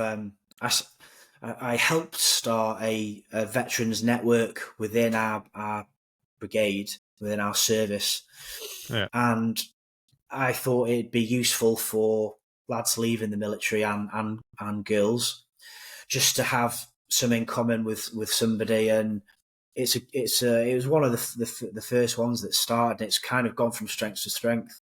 And we do all sorts of things, from meeting up and going down the pub to raising money for charity. We've recently got back from a battlefield tour in Belgium with the network. It's fantastic, and again, it's just that someone to have a chat with, have a brew with, someone with similar background if you're struggling, and that might not be military related. That could be relationships, bereavements, and it's always, veterans are always happy and more open to speak to other veterans, aren't they? So it's a fantastic thing to have. Well, I mean, we've been on for 2 hours, 5 minutes now. I mean, I could sit here all night, to be honest. I really could. Yeah. I don't think we can. And a couple of things I wanted to ask you. I mean, one of the things that hit me in the book is, and this is going to sound fucking soppy, but one of the things that hit me in the book, right, is the way you discussed about meeting your wife and how you feel about her and stuff like that. And I mean, like I say, I listen to podcasts while I'm driving, and listening to that bit, I was with the fucking fairies. I'm just like driving, big smile on my face, going, "This is mint. This is lovely." I mean, the way you talked about her was beautiful, you know. And I don't, like I say, I don't want to make it sound soppy, but I really enjoyed that bit of the book. It kind of, I don't know, it kind of put the icing on the cake type of thing. It was like, you've been all the way down, and you've gone up and down, and then you've come up and you've got there. You know, you were there. And I just liked it. It really did. It made it. I wouldn't say it was the best bit of the book. Yeah, it was for me. I'm something else. But no, I really, you know, again, anyone who's listening, go out and buy his book, because it is really, really good. It's been a long, long time since I've took time out. Again, all right, I did it on Audible. I'm lazy. But it's a long time since I sit down and took time out to actually listen to something or read something and stuff like that. You know, I really enjoyed it. I recommend it wholeheartedly. One question I've got though, and obviously you don't have to answer this if you don't want to. Did your mother ever come back into your life at any point? No, that's a good question actually. So I forgot to mention that. So really briefly, but as a kid, she came back to the town a couple of times, and she was in a few different relationships. And there's one distinct memory I have where I was 11 or 12, and a friend of mine had just left school, and I'd heard a rumour that she was living in a flat on an estate. And I went and knocked on after school. I'd not seen her for years at this point. It was this 3:30 in the afternoon, and she answered the door with 3:30 in the afternoon, absolutely stinking of vodka, blind drunk, with a black eye and her arm in a cast. And she just, just not a nice. I mean, this might sound a bit off, but not trying to defend her. But you know, alcoholism is a disease. It affects everybody, you know, but there's no coming back from it. Not when it's that bad, unfortunately. I mean, it's going to have affected you with all the other things that have happened, like you said, complex PTSD. That's going to be part of this and stuff like that. I mean, let's not dwell on that, you know. Right. I don't really know what to say now, apart from, I mean, thanks for coming on, sharing your story. Again, anyone who's listening, please buy the book. There'll be links in the show notes to where it is on Amazon. and Audible. Lazy people. Just links to your socials as well, so I'll get them out there as well. Again, thanks for coming on. I really, really appreciate it, and I've loved listening to your story. I've listened to your story twice. Right, thank you. Honestly, thanks for coming on. I hope you enjoyed that podcast. I enjoyed recording it. If you could just hit the like button, and also if you could subscribe and hit the notification bell, that'd be great, because it'll help the channel grow. The more people will see it, the bigger it'll get, and the more guests I can get on, and the more people I can talk to. Well, I hope you enjoyed it, like I said. Look forward to the next one. Hopefully we'll be out next week as normal.